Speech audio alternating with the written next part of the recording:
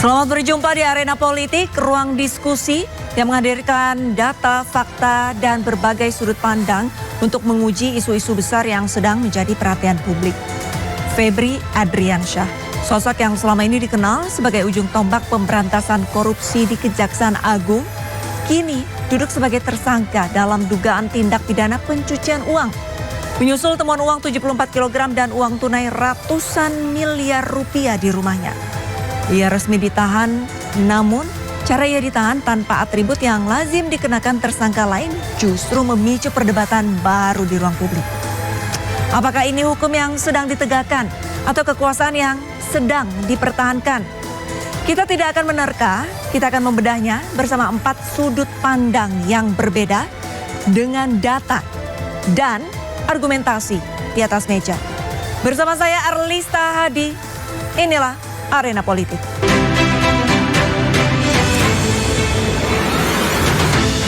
Untuk membahasnya kita panggilkan 4 narasumber istimewa kita. Di sebelah kanan saya langsung saja saya panggilkan Bapak Saud Situmorang selaku Wakil Ketua Komisi Pemberantasan Korupsi periode 2015 hingga 2019. Silakan Bapak, selamat malam Bapak. Malam, kabar. Baik, Bapak apa kabar? Baik. Oke, selanjutnya ada Bapak Selamat Ginting, pakar politik Universitas Nasional. Selamat malam Bapak. Selamat malam. Sehat Pak? Sehat. Oke, baik. Kemudian di sebelah kiri saya ada Ibu Rita Serena Kolibonso selaku Komisioner Komisi Kejaksaan Republik Indonesia.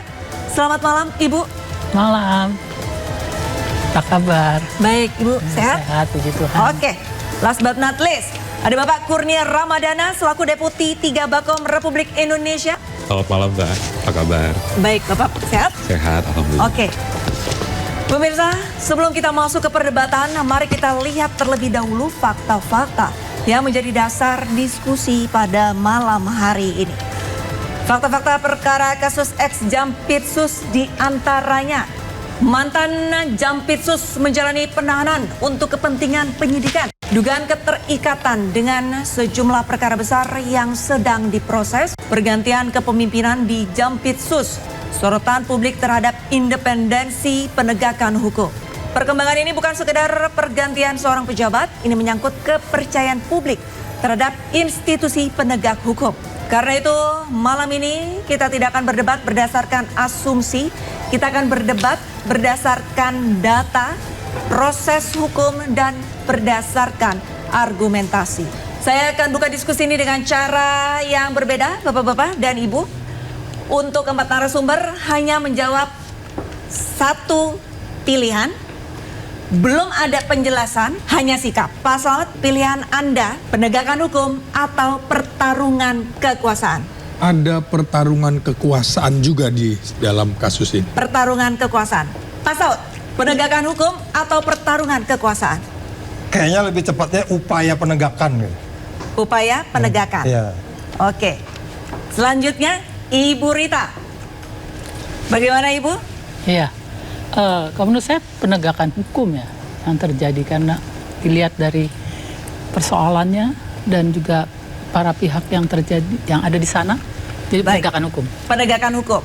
Selanjutnya, Pak Kurnia, penegakan hukum atau pertarungan kekuasaan? Ya, saya rasa murni penegakan hukum.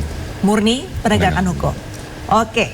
Dan untuk Pak Selamat, Anda tadi memilih bahwa perkembangan ini lebih dekat kepada pertarungan kekuasaan. Iya. Mengapa? Ya, ada beberapa faktor yang membuat kasus ini seperti sering dibaca dalam perspektif politik. Pertama, posisi strategis Jampitsus itu. Jampitsus ini menangani berbagai perkara korupsi yang nilainya sangat bombastis dan itu melibatkan aktor-aktor politik, birokrat, pelaku usaha.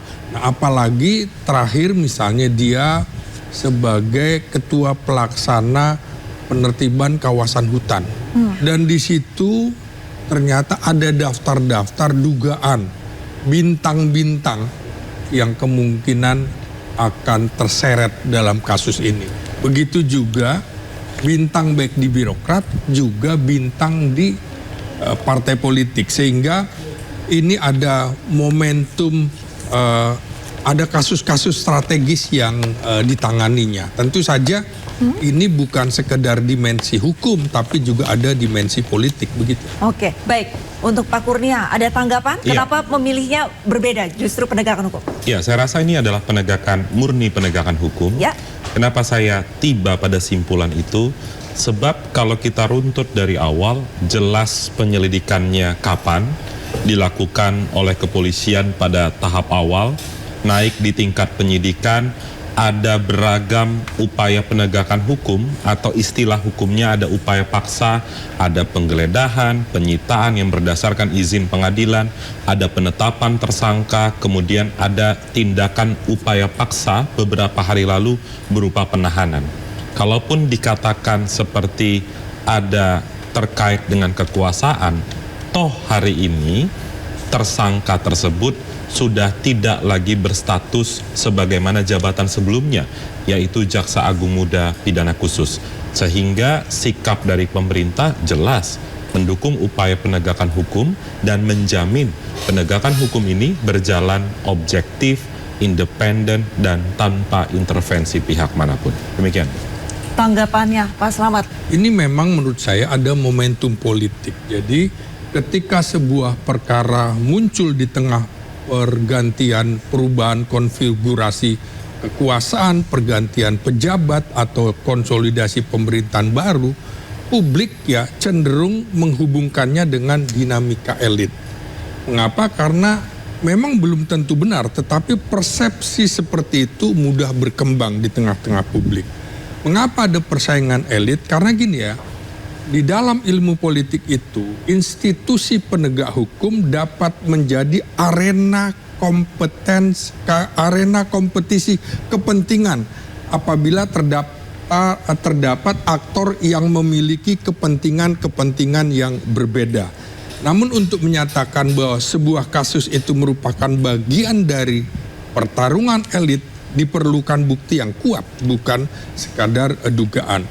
Maka kalau kita lihat bagaimana perhatian media dan opini publik yang berkembang, pemberitaan yang intens disertai komentar baik tokoh maupun pengamat itu dapat memperkuat sebuah hipotesis bahwa perkara ini memiliki dimensi politik di luar aspek hukum begitu. Baik, ada tanggapan dari Ibu Rita mungkin?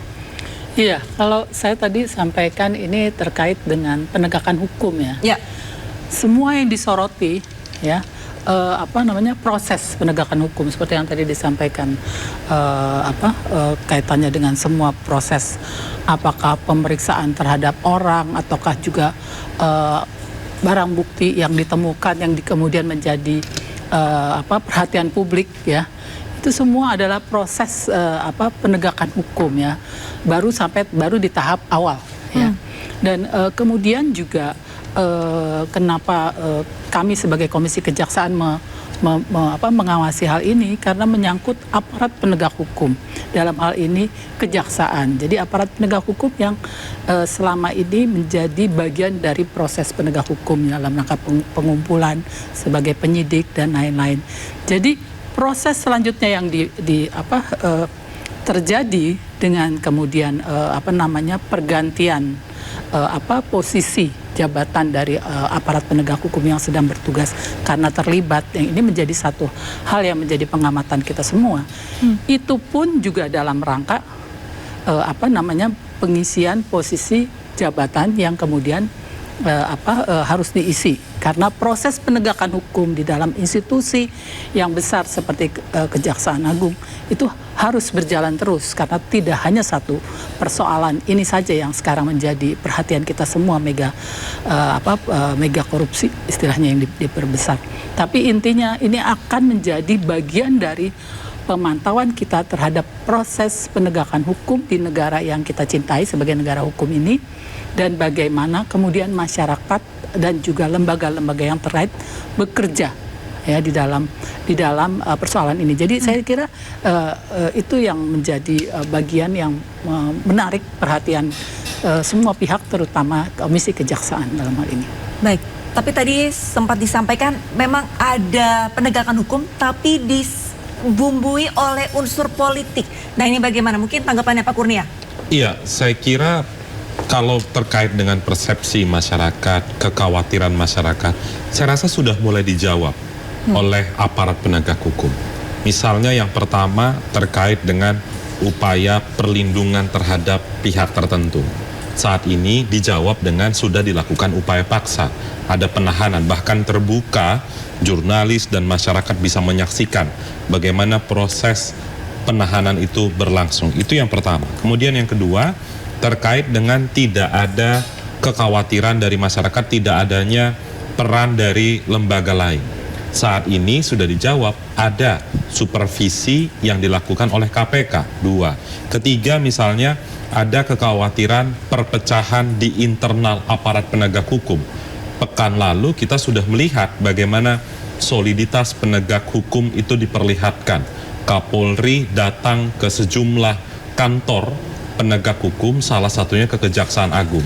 Di sana dilihat bagaimana Kapolri dan Jaksa Agung berkomitmen dan menyatakan tidak ada permasalahan di antara dua institusi ini dan menjunjung tinggi upaya penegakan hukum dan soliditas demi menjaga trust dari masyarakat. Selain itu juga ada kekhawatiran tidak ada pengganti misalnya posisi Jampitsus. Toh hari ini sudah definitif ada Jampitsus Pak Kuntadi.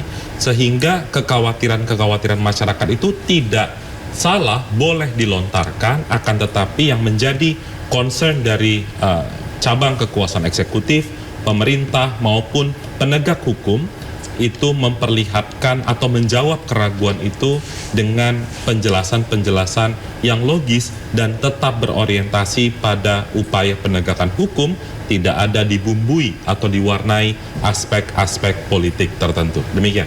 Oke, ada tanggapan dari Pak Saud mungkin? Iya, kalau dikatakan bahwa ini ada politisasi, dari awal indeks persepsi korupsi atau Transparansi Internasional sudah memasukkan satu variabel mau memberantas korupsi itu memang kaitannya dengan politik. Nah, cuman kita kan di situ nggak mau tersesat juga. Kenapa? Karena kalau kita bicara politik, pasti Anda akan bicara politik yang mahal di Indonesia. Anda harus bicara political corruption, state captured corruption, itu dari atas sampai bawah korup semua itu. Makanya angkanya 34 indeks persepsi korupsinya. Jadi sekali lagi saya tadi katakan waktu Mbak tanya kan saya bilang upaya. Ya. Upaya penegakan, iya, tapi how-nya itu nggak dijawab dengan benar. Nah, makanya Pak Mahfud marah-marah ya kan. Nah, itu maksud saya adalah agak naif kalau kita bilang ini tidak ada kaitan dengan politik. Varietas demokrasi itu memberi kita angka itu di bawah angka 4 dari 1 sampai 10, sangat rendah. Cara kita berpolitik, which is itu sangat menentukan indeks persepsi korupsi. Jadi ini warning, kalau judul kita hari arena politik, iya memang iya memberantas korupsi itu kenyataannya jadi arena politik gitu. Karena biaya politik cuma yang ditangkepin semua itu kan tim sukses tuh rata-rata itu. Itu politik. Jadi tapi kan bagaimanapun kan akhirnya kita bertanya ini penegakan hukum, yes. Kalau nggak bisa juga ditahan itu orang gitu kan. Ada KUHP yang mengatur di situ, ada undang-undang KPK yang mengatur di situ, dia bisa ngambil alih. Walaupun ngambil alihnya kok kelihatannya poco-poco banget gitu ya kan. Harusnya dari awal dia harus sudah bisa menentukan bahwa ini harus saya ambil alih, kemudian dititipin di KPK. Kemudian harapannya mereka bisa perform untuk kemudian menjabarkan ada time frame. Sebelum 17 Agustus berani nggak nih udah masuk naik dilimpahkan ke pengadilan. Jadi artinya ya akhirnya kita politik lagi gitu. Karena kita tahu juga KPK itu bagian dari pemerintah. Ya politik memang gitu kalau mau kita lihat. Gitu kaitannya. Oke, ada tambahan Pak Selamat?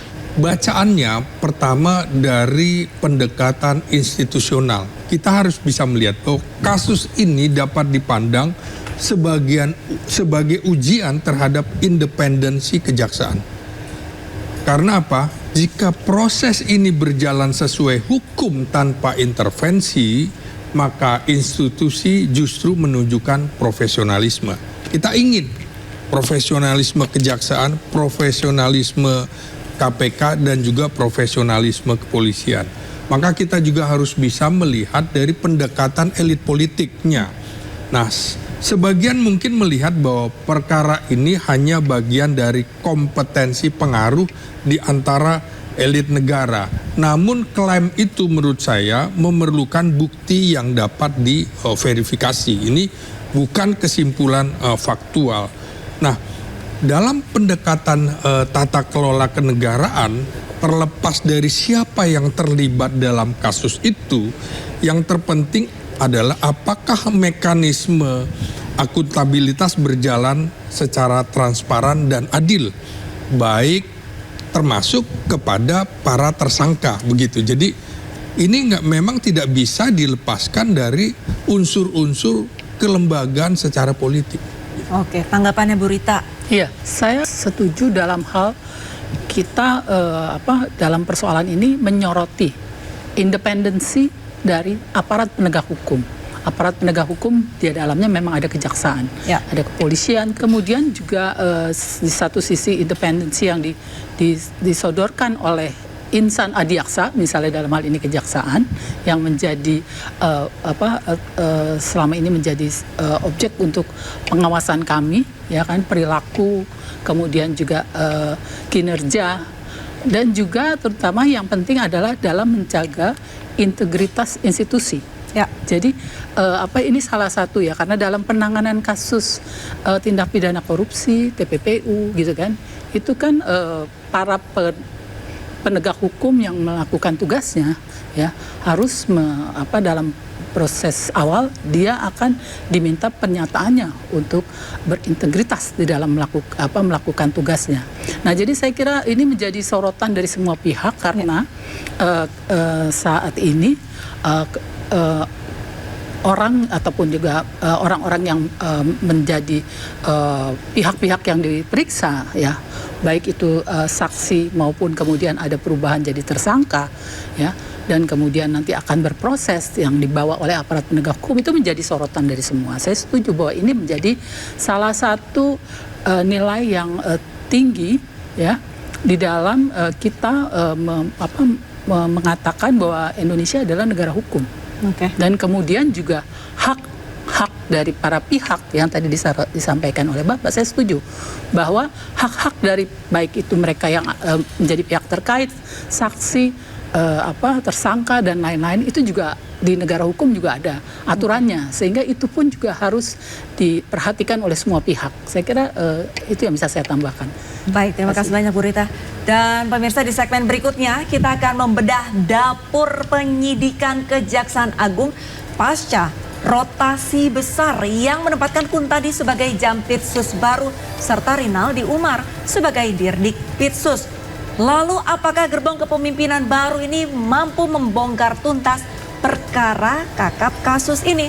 Tetap bersama kami, Arena Politik segera kembali.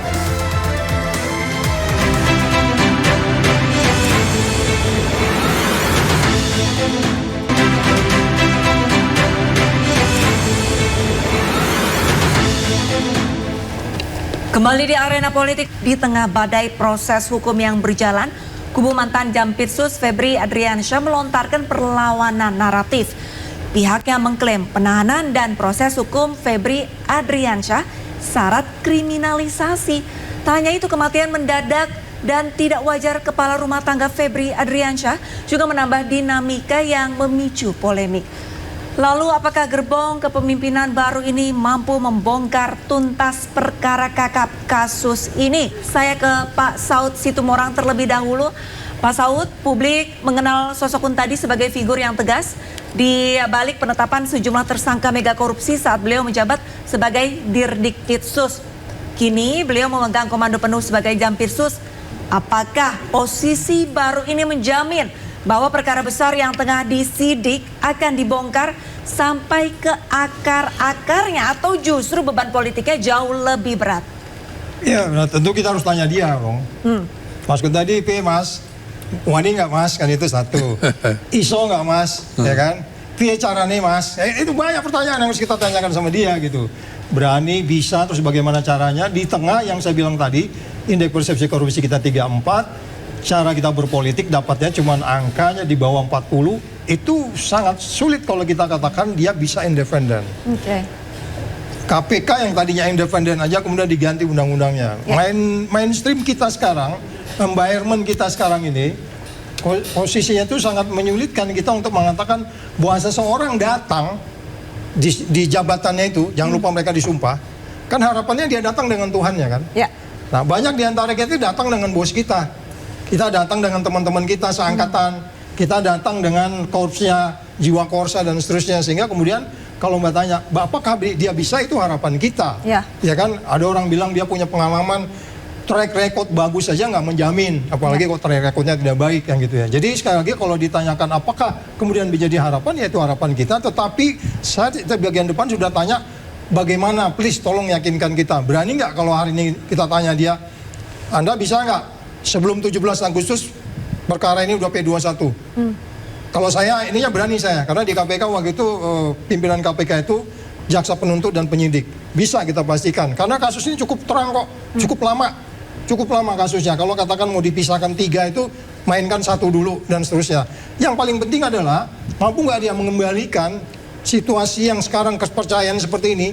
Jangan lupa kepercayaan terhadap Presiden Prabowo sangat jatuh sekarang di bawah angka 40, ya kan? Itu tanggung jawab kita semua. Karena dia bekerja untuk kepala negara, untuk negeri ini yang tiap hari bicara anti korupsi, tiap hari bicara ke Antartika. Terus pertanyaannya, bagaimana ke Antartikanya? Sampai sana masuk angin terus pulang, kan kita nggak tahu gitu. Nah ini kita tunggu aja, kira-kira gitu Mbak. Oke, baik, terima kasih Pak Saud. Saya lempar ke Bu Rita. Kami dari Komisi Kejaksaan menganggap ini menjadi satu hal yang penting ya. Pengisian jabatan Jampitsus segera dilakukan, karena kegiatan yang dilakukan oleh Kejaksaan Agung ya itu begitu banyak penanganan perkara yang ada di sana, tidak hanya satu persoalan ini. Itu satu yang pertama. Yang kedua, proses penanganan kasus yang sekarang kita bicarakan ini juga sudah berjalan 2 minggu ya kalau kita lihat ya, misalnya, atau sebelumnya lagi sudah dilakukan oleh aparat penegak hukum dari awal. Jadi pelantikan Bapak Jampitsus ya itu pada posisi hari yang sama pun ternyata kemudian ada penetapan pergantian status, salah satunya adalah saksi menjadi tersangka. Ya. Jadi saya kira justru itu tidak kelihatan bahwa perkara tetap berjalan, progres ada, dan kami berharap memang perkara ini bisa segera berlanjut ke proses penuntutan dan pengadilan dan dilakukan secara tuntas. Jadi saya kira ini menjadi salah satu yang penting karena Bapak Presiden yang kemudian segera mengeluarkan surat kepresnya untuk kemudian mengisi jabatan-jabatan yang kosong, itu menjadi satu hal yang penting ya. Jadi saya kira harapan besar sekali bahwa proses penanganan perkara ini bisa lebih cepat dan saya kira memang kasusnya besar sekali ya. Dan kemudian juga pekerjaan yang dilakukan oleh tim 9 yang dibentuk di Kejaksaan Agung dan dipimpin langsung oleh Bapak Rudi sebagai Jamwas gitu ya. Saya kira dia tetap berjalan dan kemudian kita lihat perkembangannya. Dan Komisi Kejaksaan sendiri pun juga membentuk tim yang mengawasi langsung proses yang terjadi dalam penanganan perkara dan kemudian juga kinerja dan juga perilaku dari para penyidik yang melakukan tugas-tugasnya khususnya di dalam kasus ini. Baik, saya ke Pak Selamat. Ya. Ada tanggapan Bapak? Ya, memang menarik juga apa yang dikemukakan oleh Febri Adriansyah itu soal dugaan ada kriminalisasi di dalam kasus ini. Ya. Saya kira rata-rata orang yang sedang terjerat hukum biasa akan melakukan pembelaan-pembelaan seperti itu. Sehingga hal ini memunculkan tafsir-tafsir politik. Apalagi ini kan elit-elit, termasuk elit kejaksaan. Nah, dalam negara hukum, pernyataan bela diri itu harus dipahami sebagai klaim dari pihak yang bersangkutan, bukan sebagai fakta hukum yang telah terbukti. Kan harus dibuktikan juga apakah kriminalisasi atau bukan, apakah ada unsur politik atau bukan. Nah, sebaliknya aparat penegak hukum juga harus bisa menyatakan seseorang bersalah atau tidak itu melalui proses penegakan hukum yang benar, yang profesional. Sekarang Kejaksaan Agung sedang dipantau, semua mata di situ. Sekarang KPK juga di situ. Apakah kemudian ada titipan-titipan? Apakah ada tekanan-tekanan dari lembaga penegakan hukum yang lainnya? Oleh karena itu, analisis politik perlu dibedakan secara tegas dari pembuktian hukum. Lalu kemudian soal narasi. Narasi kriminalisasi menurut saya juga dalam perspektif komunikasi politik ini lazim digunakan oleh tokoh publik yang sedang menghadapi proses hukum. Rata-rata semua pejabat negara, mau itu polisi, mau itu jaksa, mau itu KPK yang ketangkap, kasus Firly juga misalnya, dia merasa bahwa saya dikriminalisasi. Jadi tinggal kemudian narasi ini harus dibuktikan. Jadi ini memang bagian dari strategi komunikasi politik orang-orang yang sedang terjerat hukum. Gitu. Oke, tapi kalau menurut Anda untuk proses hukum dari kasus Febri ini sendiri, apakah sudah sesuai dengan hukum yang berlaku? Saya kira terlalu prematur kalau kita membuat kesimpulan sekarang. Karena ini masih berjalan. Kita akan lihat nanti, betul-betul tidak. Apakah orang-orang yang memeriksa ini bagian dari titipan-titipan atau seperti apa? Ini kan prosesnya lama. Apakah orang-orang itu ada kaitan? Lalu KPK sekarang, ini pesan dari siapa? Jadi terlalu prematur kalau kita bilang ini profesional sekarang. Nanti dulu, tunggu itu keputusan. Jadi apakah 1 bulan, 2 bulan, 3 bulan, nunggu hasilnya selesai seperti apa? Oke, Pak Kurnia, tanggapannya. Bicara tentang transparansi penegakan hukum, maka muaranya ada di Kejaksaan Agung. Dan tentu kami di Badan Komunikasi Pemerintah mendorong agar terus konsisten mengupdate kepada masyarakat bagaimana proses penegakan hukum terhadap Pak FA ini berlangsung. Itu yang pertama. Kemudian yang kedua, masih soal transparansi. Sebenarnya tak lama lagi ketika pelimpahan berkas perkara penyidikan ini naik ke penuntutan dan berpindah ke pengadilan, maka transparansi itu dengan sendirinya akan terjadi. Karena konsep pengadilan itu terbuka untuk umum, siapapun bisa menyaksikan, mengikuti konstruksi dakwaannya, melihat dan mendengarkan pernyataan saksi, tuntutan, dan lain sebagainya. Pemerintah berupaya untuk menjaga itu agar tetap terlaksana dengan baik. Misalnya, bagaimana hak-hak masyarakat dapat terpenuhi atau hak-hak para pihak dalam proses hukum ini. Misalnya kalau dalam konteks pengawasan, masyarakat bisa mendatangi Komisi Kejaksaan ketika menemukan ada dugaan penyimpangan dalam proses penyidikan ini. Ketika berpindah ke pengadilan, ada juga yang dinamakan Komisi Yudisial, ada Badan Pengawas Mahkamah Agung. Bahkan saat proses penyidikan berlangsung, ada upaya yang dijamin oleh negara bisa digunakan oleh berbagai pihak yang disebut dengan pra-peradilan. Ketika ada aspek formil yang dirasa terganggu dan harus ada mencari keadilan di pengadilan negeri. Selain itu, yang ingin saya tegaskan juga bahwa selama ini prestasi di Kejaksaan Agung itu amat sangat baik. Misalnya saya kebetulan membawa data penyelamatan kerugian keuangan negara yang berhasil dilakukan oleh Kejaksaan Agung dalam rentang waktu 2020 sampai 2026 mencapai angka 131,5 triliun. Ini berdasarkan putusan pengadilan yang berkekuatan hukum tetap. Apa yang ingin saya sampaikan dengan menyebutkan data-data ini, ketika ada prestasi di satu institusi, itu tentu bukan hanya karena 1-2 orang, tapi karena kerja kolektif di Jampitsus Kejaksaan Agung Muda bidang pidana khusus dan jauh melampaui 1 atau 2 orang di sana. Sehingga perkara ini harus kita katakan bahwa ini adalah perilaku oknum di internal Kejaksaan Agung. Karena selama ini prestasi Kejaksaan Agung memang cukup mentereng, diapresiasi oleh publik dan banyak diakui dalam berbagai survei-survei yang sudah dilansir ke tengah masyarakat. Demikian. Baik, Pak Saud, ada komentar? Iya, namanya upaya penegakan hukum itu untuk lagi-lagi saya katakan negara yang indeks persepsi korupsi 34 itu sangat rendah. Itu kan cerminan mulai dari kepala negara sampai ke bawah itu bermasalah semuanya. Konflik of interest, tidak transparan. Tadi kan Kurnia bilang transparan. Iya, transparan tapi di tempat tertentu transparan, di tempat lain ditutupi. Terus kemudian prosesnya tidak akuntabel. Terus kemudian apa yang kita sebut konflik of interest. Terus apa yang kita sebut tidak dilaksanakan dengan fair. Karena awalnya juga nggak fair banget gitu kan. Yang memberi, yang menerima itu kan harusnya mana lebih berat. Oke, yang lebih berat yang terima baru belakangan gitu. Apalagi yang menerima itu penegak hukum. Penegak hukum itu harus diberikan pemberatan sebenarnya. Jadi artinya gini loh, kalau ada upaya untuk kemudian mengangkat, jangan lupa nanti Januari kita akan dapat indeks persepsi korupsi baru. Kalau gini nggak hati-hati nanti kita turun jadi 30 bisa jadi. Jadi artinya kita warning pemerintah, kita warning semua yang bertanggung jawab di sini, terlebih KPK. Karena dia adalah berwenang sebenarnya untuk supervisi ini. Bahkan kita pertanyakan kalau dia dikasih wewenang tidak digunakan tuh manusia macam apa kayak gitu. Ya kan dikasih wewenang tapi nggak digunakan gitu.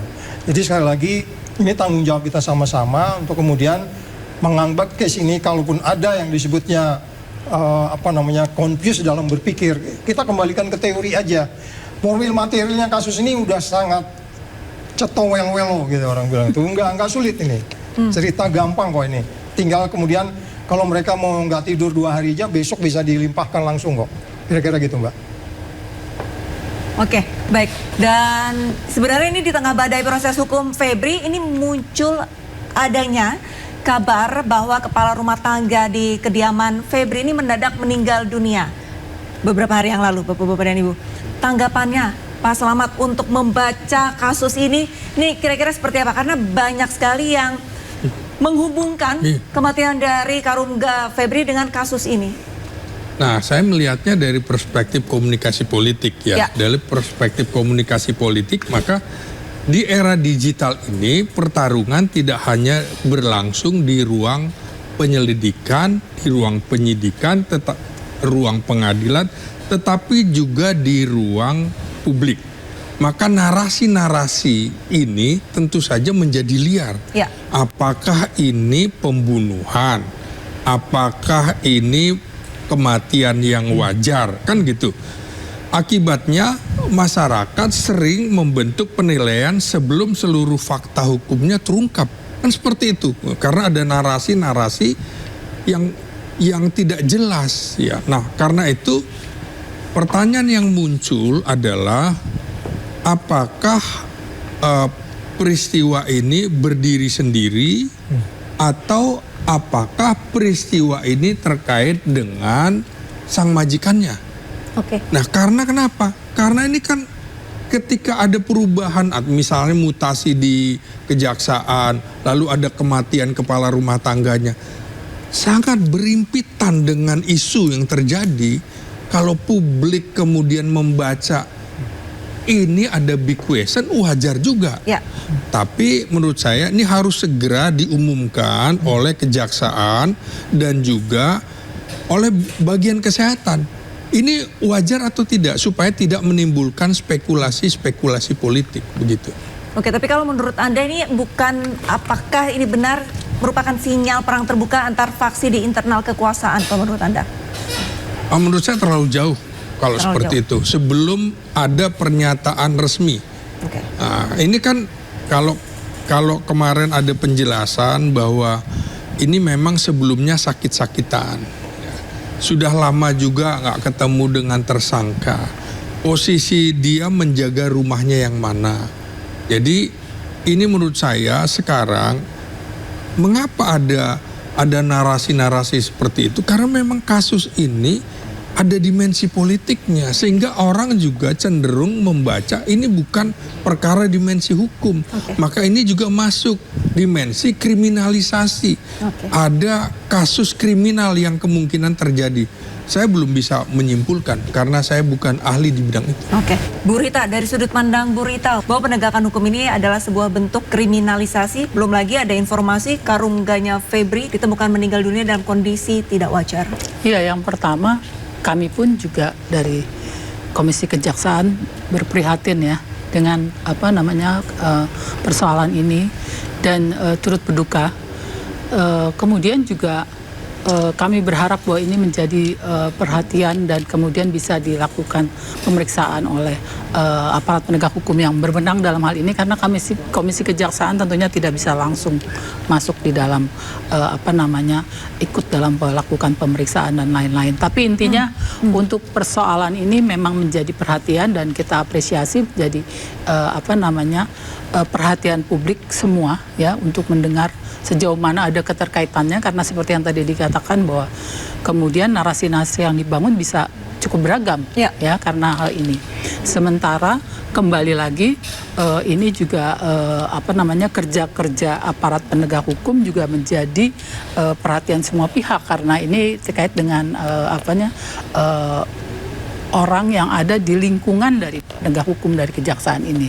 Sementara diharapkan peran dari penegak hukum dalam hal ini kejaksaan, terutama tim penyidik yang sedang bekerja, ini menjadi satu hal yang bisa lebih cepat lagi terjadi percepatan sesuai tuntutan, karena sebenarnya kan dalam persoalan ini baru masuk ke dalam peran beberapa pihak ya, pemeriksaan saksi yang cukup banyak dan kemudian ada 2 tersangka yang kemudian saat ini baru sampai tahapan, tapi untuk persoalan yang cukup besar ya.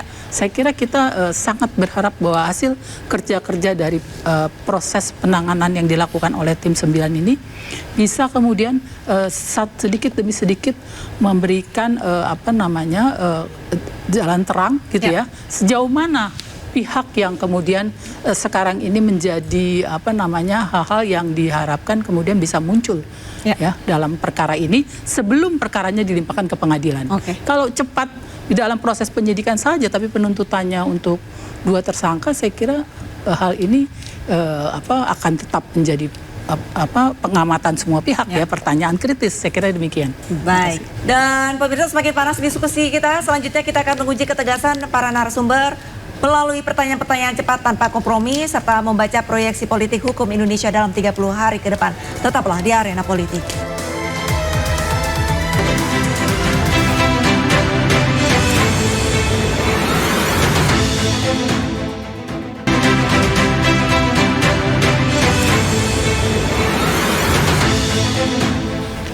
Kembali di Arena Politik, pemirsa. Sebelum kita ke sesi quick fire, Pak Saud, apakah untuk narasi kriminalisasi ini sebenarnya lazim terjadi dalam kasus mega korupsi? Jadi tidak hanya di korupsi saja ya, di kasus-kasus lain juga kalau nuansa politik. Sebenarnya kriminalisasi itu kan, kriminalisasi itu 2 bentuknya.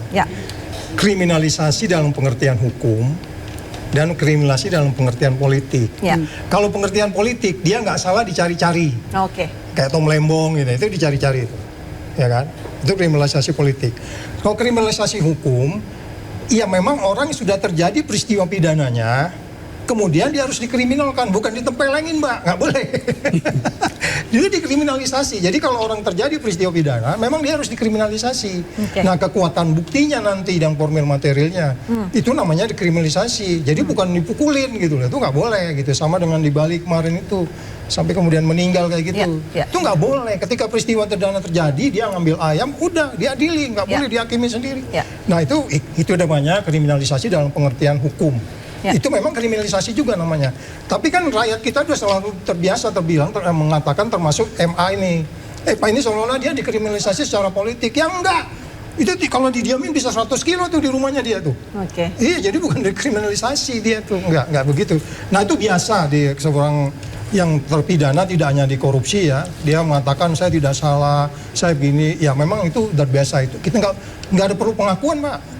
Nanti itu jaksa penuntut dan hakim yang akan membuktikan kamu salah. Jadi nggak perlu pengakuan, bantah-bantah itu biasa. Ya.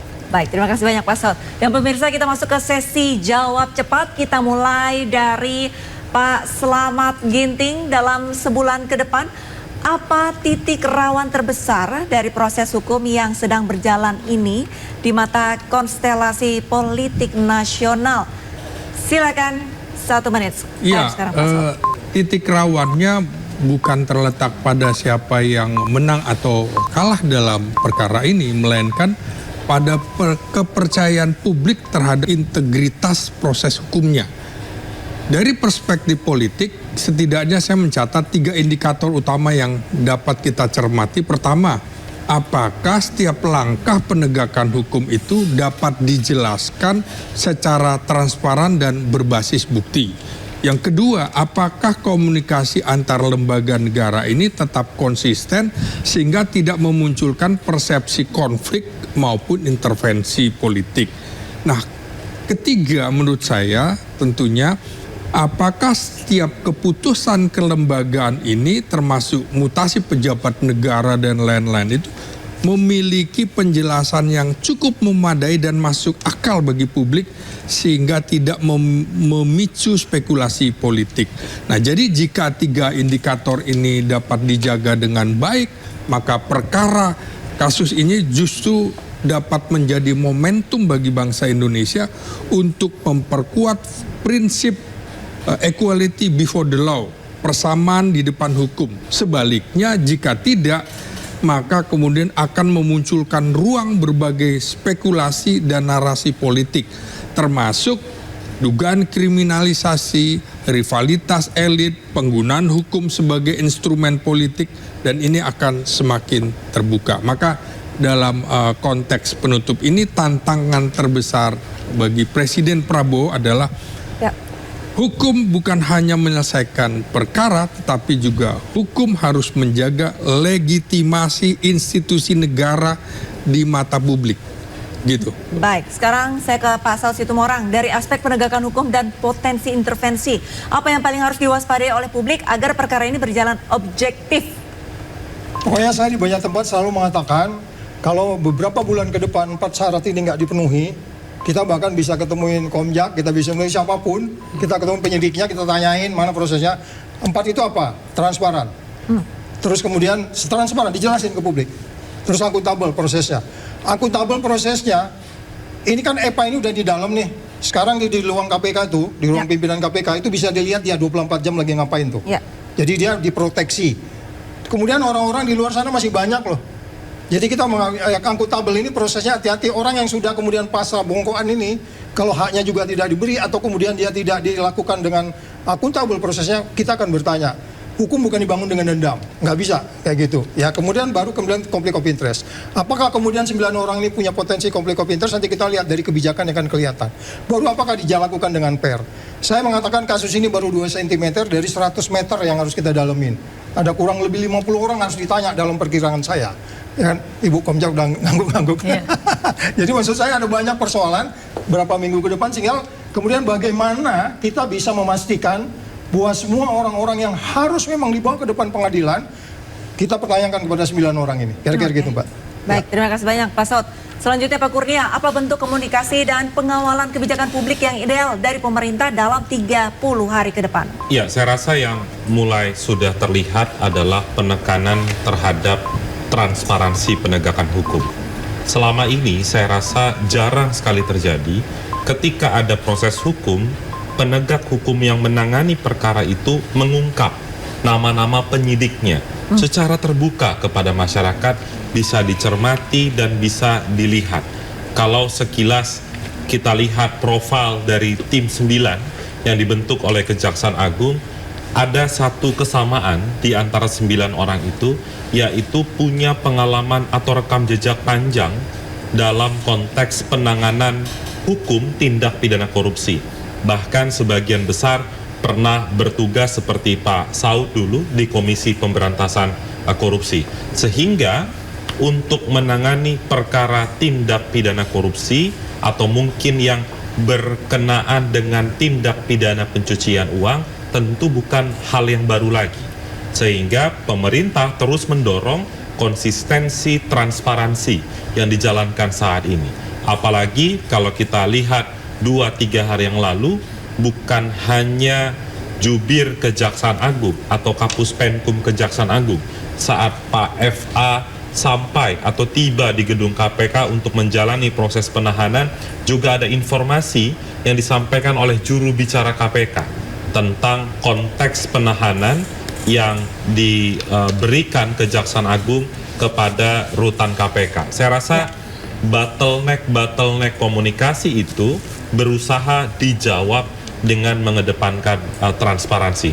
Saya rasa ini menjadi concern dari Presiden Prabowo Subianto karena pada dasarnya secara komitmen politik, secara narasi atau pidato Presiden dan banyak kebijakan yang pro terhadap pemberantasan korupsi, tentu Presiden menginginkan penegakan hukum yang objektif dan jika kemudian terbukti berkekuatan hukum tetap, tentu Presiden kecewa dengan apa yang terjadi saat ini. Sekali lagi catatannya dengan mengedepankan asas praduga tidak bersalah. Demikian. Ya, azas praduga tidak bersalah. Saya ke Bu Rita. Bu Rita, bagaimana Komisi Kejaksaan memastikan transparansi tetap terjaga di tengah sorotan publik, Bu Rita? Iya, memang tantangannya sekarang adalah keterbukaan dan partisipasi masyarakat untuk menyoroti persoalan ini ya.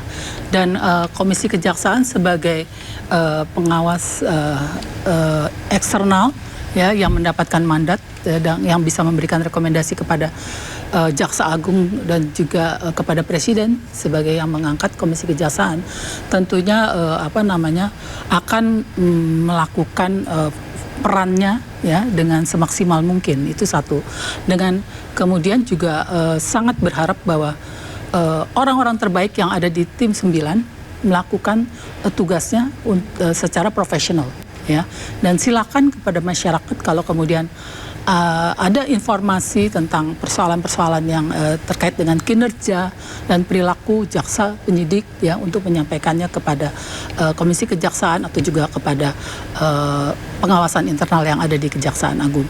Kemudian juga harapannya adalah penyidik yang sedang bekerja sekarang ini seperti halnya yang sekarang terjadi memberikan progres ataupun juga terjadi percepatan dalam penyampaian progres yang terjadi karena harapan kita kasus ini besar sekali tapi memang perlu cermat dan juga dibatasi oleh masa-masa penahanan. Saya kira hal itu menjadi penting untuk diperhatikan dan juga semua pihak yang sesuai dengan keahliannya sekarang memberikan pandangannya. Ini menunjukkan bahwa ini menjadi persoalan kita bersama ya, kemudian juga proses penegakan hukum yang dilakukan harapannya kemudian juga bisa kita cermati. Dan juga tadi kan transparansi ya terjadi ya dengan progres yang disampaikan oleh penyidik. Karena nanti di pengadilan tentunya akan bisa disaksikan persidangannya. Tapi dalam proses penyidikan ini seperti halnya Komisi Kejaksaan juga mengawasi secara eksternal, tidak langsung menjadi penyidik. Ya, tidak langsung menjadi bagian dari pembahasan itu. Tapi hal yang diawasi tentunya kami tiap hari melihat progres apa yang terjadi dan mempertanyakan apabila hal-hal ada yang kemudian tidak sesuai dengan hukum ataupun juga kode etik yang ada. Jadi saya kira yang terakhir adalah ini menjadi bentuk akuntabilitas karena integritas dari institusi khususnya kejaksaan sekarang memang menjadi hal yang mesti dijaga oleh para penyidik yang ada. Saya kira hal itu apabila ada hal-hal yang diduga terjadi konflik kepentingan silahkan tunjukkan karena kita bisa saja mengatakan bahwa ini berpotensi tapi tentunya harus berbasis pada fakta dan juga hal-hal yang terkait dengan konflik yang ditemukan. Saya kira demikian. Baik, terima kasih banyak Bu Rita. Kita ke aspek penanganan perkaranya, pemirsa Pak Saud. Seberapa kompleks tantangan bagi penyidik menelusuri berbagai variasi modus operandi yang seringkali disamarkan secara rapi? Ya, karena Mbak Lisa Mbak Lisa udah mengatakan kompleks. Kalau variabel kompleks itu dalam teorinya itu memang itu berarti ada ribuan variabel yang kamu nggak boleh lepaskan satu pun variabel. Ya. Atau kamu gagal gitu. Ya. Contoh kita ambil ada chain of custody. Itu barang-barang itu. Kalau kita tanya bagaimana mereka siapa yang ngambil, tanda tangannya siapa yang berada di tempat itu, jam berapa, kemudian apa, itu banyak problemnya baru ngumpul barang, kita baru bicara chain custody ya, cara ngambil barang bukti itu loh, itu aja problem. Jadi artinya gini loh, memang secara keseluruhan ini ada banyak dalam kaitan criminal justice system kita banyak persoalan. Di sini kalau bisa kita mau sebenarnya ini dijadikan semua satu contoh yang benar-benar klasik untuk membuktikan bahwa apa yang disebut sebagai kompleks tadi itu kita harus masuk ke satu keurutannya semua dijabarkan. Nah, apakah kemudian 9 orang ini yang dibantu dengan timnya bisa menjabarkan sehingga sedetail mungkin persoalan-persoalan. Contoh ambil kompleksitinya. Mbak bayangkan nggak emas yang 74 kilo itu datangnya sekali datang? Enggak kan? Pasti bertahap. Kan itu ada yang 100 gram, sekian gram. Itu pun kita mesti tanya, kenapa ada orang ngasih 100 gram? Oh, biar kali 5, 500. Ya, kemudian kenapa ada yang 100? Harus sampai sedetail itu gitu. Kalau enggak nanti ya kita hanya, enggak. Kan kita mau lihat akar masalahnya ini. Ya. Baru kemudian kalau kita kaitan dengan tugasnya teman-teman di Komjak ini, apa Mbak percaya nggak bahwa dia ketemu langsung si pemberi? Tidak. Kan lewat orang lain kan? Nah, kenapa bisa kemudian komunikasi clandestine? Apakah kemudian para jaksanya sudah diawasin? Ya. Kita di KPK dulu sampai dari kantor ke rumah itu dijaga sama orang. Ketemu siapa, jam berapa, siapa mendampingi itu dicatat semua. Ya. Jadi ada banyak detail-detail yang harus kita selesaikan, baik itu ke depannya, baik sekarang ini yang sudah terjadi maupun yang lalunya. Nah, kan ada yang namanya kode etik. Nggak bisa, Mbak. Itu pasti ada tawar-menawar. Nggak mungkin tiba-tiba orang antar masuk ke rumah kamu, nggak bisa kan? Nah, ini bagaimana kita mengawasi mereka? Kan kita bicara kompleks tadi. Ya, belum lagi kalau kita bicara kompleksitas di yang disebut sebagai apa namanya itu material dan formilnya tadi itu dalam kain chain case study tadi itu. Cara ngumpul barang buktinya berikutnya. Ini banyak persoalan, Mbak. Oke. Bu Rita, tanggapan perkara emas. Nah, ini dari Kejaksaan bagaimana ini melihatnya? Iya, itu yang tadi saya katakan bahwa memang perlu waktu dan kehati-hatian. Karena untuk masuk kepada apa namanya ini adalah bukti yang terkait dengan seseorang, ya, itu buktinya harus sah, ya. Tadi yang dikatakan oleh Pak Saud, ya kan, bahwa riwayat bukti itu bisa sampai kepada penyidik dan bagaimana prosesnya itu bisa menjadi bahan-bahan yang digunakan oleh penasihat hukum dari seseorang yang mendampingi seorang tersangka. Ya, jadi keabsahan dari bukti, ya, bukti permulaan yang digunakan, apalagi kita punya forumnya pra-peradilan, ya, yang bisa menguji tentang sah atau tidaknya tindakan yang dilakukan oleh penyidik. Jadi saya kira ini menjadi bagian yang penting dan menjadi tantangan tersendiri, karena memang dalam satu proses hukum itu harus dipenuhi, ya, tidak bisa begitu saja. Begitu sudah dapat orangnya langsung dipersidangkan, jangan-jangan nanti bisa lepas, ya, maksudnya tidak terkait dengan bukti-bukti itu. Kita tahu bahwa pengadilan kita pun sekarang terbuka, sehingga orang bisa mengamati seperti siaran langsung TV, mengamati, memberi komentar semua hal-hal yang dibahas. Saya kira hal ini menjadi itu yang tadi saya katakan, tantangan keterbukaan, dan juga sekarang pendidikan hukum juga terjadi melalui media-media komunikasi. Jadi saya kira hal ini menjadi bagian yang penting di dalam proses penegakan hukum untuk kasus ini. Baik. Dan untuk Pak Kurnia dari kacamata pengelolaan komunikasi publik dan tata kelola kebijakan, bagaimana tanggapan Anda? Silakan Bapak. Iya, saya rasa ke depan kita akan melihat proses penegakan hukum dan terbuka ruang pengawasannya. Dan pemerintah berusaha semaksimal mungkin untuk mendengar kritik-kritik dari masyarakat, kritik yang sangat baik dari Pak Saud, dari Pak Slamet Ginting, yang memang punya pengalaman soal penegakan hukum, apalagi soal pemberantasan korupsi, dan mencoba mengintegrasikan masukan itu untuk sebagai asupan dari pemerintah agar semakin bisa menegaskan atau memberikan informasi kepada masyarakat sebagai bentuk komunikasi bahwa institusi kejaksaan tanpa misalnya peran Pak Febri Adriansyah juga tetap berlangsung. Pemerintah sudah menunjuk, Presiden sudah menunjuk Pak Kuntadi sebagai Jaksa Agung Muda Pidana Khusus. Ada banyak perkara-perkara yang saya rasa juga diperhatikan oleh masyarakat selama ini tetap berlangsung.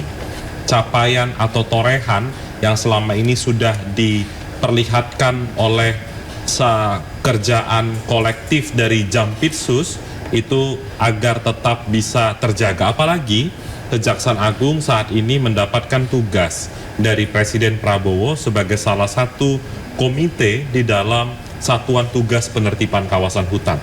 Lagi-lagi kalau kita bicara tentang Satgas PKH, itu ada banyak jaksa yang terlibat di dalamnya, capaian administratif, pengembalian denda administratif itu lebih dari 40 triliun rupiah masuk kembali ke kas negara. Ada penjagaan yang berlapis terhadap sumber daya alam kita, dan tentu hal ini bisa disaksikan oleh seluruh masyarakat, dan pemerintah berkomitmen penegakan hukum, pemberantasan korupsi, tidak akan pandang bulu siapapun orangnya, siapapun jabatannya, berapapun bintangnya. Itu mungkin, Mbak. Baik, dan terima kasih atas jawaban cepat, tajam, dan tanpa kompromi dari seluruh narasumber pada malam hari ini. Pemirsa, Arena Politik adalah pengingat bahwa hukum harus ditegakkan di atas prinsip objektivitas, transparansi, dan keadilan yang merata. Segala dinamika rotasi, pengawalan, kebijakan, hingga sorotan publik terhadap Korps Adiaksa bermuara pada satu titik. Apakah rakyat benar-benar dilindungi oleh hukum yang berkeadilan?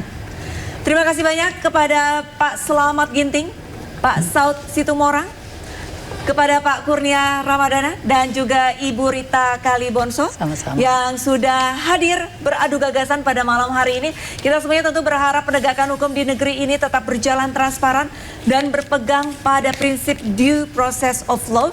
Sampai jumpa di Arena Politik episode berikutnya. Saya Arlista Hadi, salam keadilan.